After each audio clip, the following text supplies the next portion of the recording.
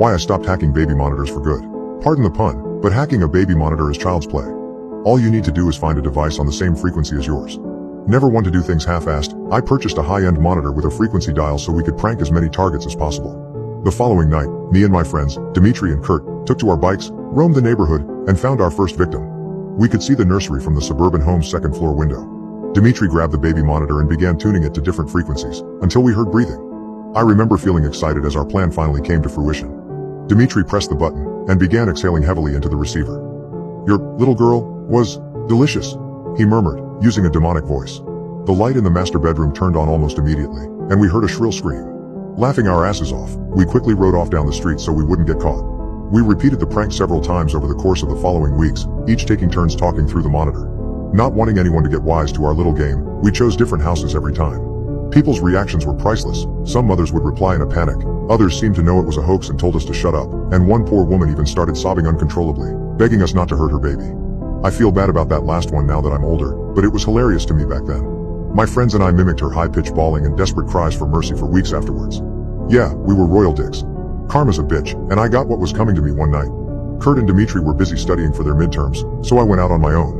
By then, we'd gotten pretty much everyone in the surrounding area, so I decided to venture off across town and into unfamiliar territory. Finding a target wasn't difficult. You just had to look for cars with baby seats, houses with overly colorful cartoon-themed curtains, or toys left in the yard. I came across a house that fit all three criteria, and parked my bike out of view. Playing with the tuner, I eventually found the right frequency. I could hear the sound of a baby snoring very lightly. A devious little smirk pushed its way into my lips, and my heart began pounding with excitement. It was my time to shine. "I am watching," I whispered into the monitor, using the creepiest voice I could muster. The house remained dark and lifeless. I figured the homeowners hadn't heard me. "I stand over your bed, watching, waiting. I will get you," I said, louder this time. Nothing. Just the sounds of crickets chirping, and the occasional dull roar of a car driving down the street. It was a little odd. Parents usually reacted much quicker than that. I began feeling a little nervous and somewhat exposed. You know, like when you suddenly realize some creeper's gawking at you. It was getting late, and I had a long bike ride home.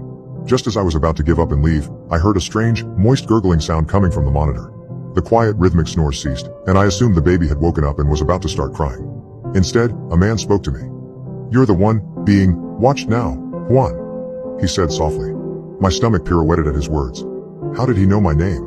I felt sick. Something was very wrong, and I could feel it in my bones. I glanced up at the nursery window and saw a silhouette standing there watching me. Had he been there the whole time? The air was thick and difficult to inhale, though perhaps fear was making it hard to breathe. My body quivered uncontrollably, as a sense of dread poured into every inch of me. I climbed on my bike, pedaling desperately to get away. Part of me thought I was overreacting, but the overwhelming need to flee overpowered my rational mind. "You can't run. I know where you live, Juan," continued the man, even as I turned the corner. I flew down the street, not stopping until I reached a busy boulevard. Surrounded by cars and a few late-night joggers, I felt safe. "Your hoodie will run red, your blood boy," whispered the man, still talking through the baby monitor in my pocket. A passerby gave me a nasty look as I yelped loudly in fear, practically ripping my hoodie in my frantic attempt at removing it. To the stranger, I must have looked like some snotty kid tripping balls or something. He didn't know I was in genuine distress, so I don't blame him for walking off with an insulted huff, though I wish he had offered to help me instead. After stuffing the hoodie into my backpack, I noticed my name scrawled on the back. It was my fucking school jacket. No wonder that bastard knew my name. It then occurred to me that baby monitors were fairly short-ranged, so I was obviously being followed. I nervously glanced around to try and identify my stalker. Was it the empty-looking van down the street, that guy walking his dog? Either way, the last thing I wanted was to hear that voice again. So I turned off the device and started pedaling towards my home. Fear had heightened my senses, and I began to notice every motion of the trees in the breeze, every crackle of twigs under my wheels, and every car that zipped past me. I flinched whenever anyone came near, paranoid that whoever had spoken to me through the baby monitor was going to catch up. Fortunately, I made it home without incident. I parked the bike in my garage and crawled up the stairs to my bedroom. In one careless motion, I tossed my backpack and the baby monitor in the corner of my room, and dove under my sheets like an Olympic swimmer. It doesn't matter how old you are, nothing feels safer than being under your blanket.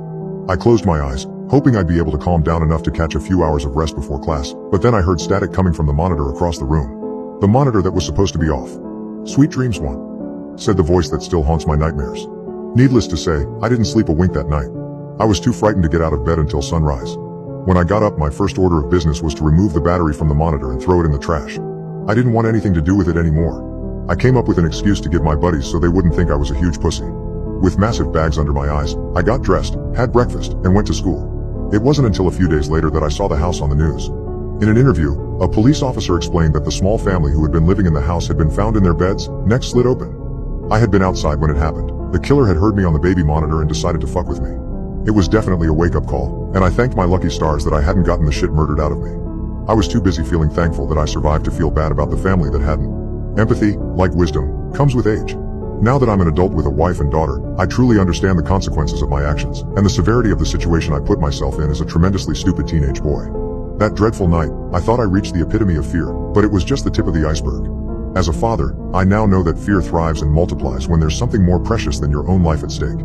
I can't say for sure whether the killer found me again after all these years, or whether a new breed of idiots had the same idea as my friends and I, but I can tell you that I now understand what true terror is. Last night, I heard something on our baby monitor that sent chills into my very soul, shackling me with a paralyzing fear that I doubt will ever leave me. I'm still watching.